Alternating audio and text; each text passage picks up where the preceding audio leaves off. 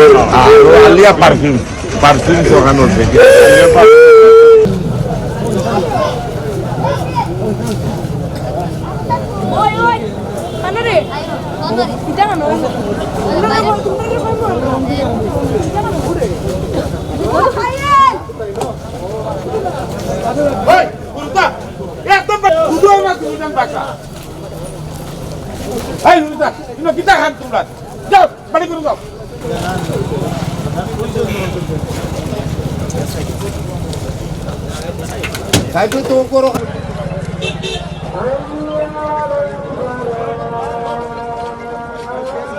জুই লাগিছে, জুই লাগি কেনে মোৰ দোকান একবাৰে পূৰা খালী মোৰ নহয় চাৰিটা দোকান একবাৰে জ্বলি ভস্ম হৈ গৈছে টোটেল।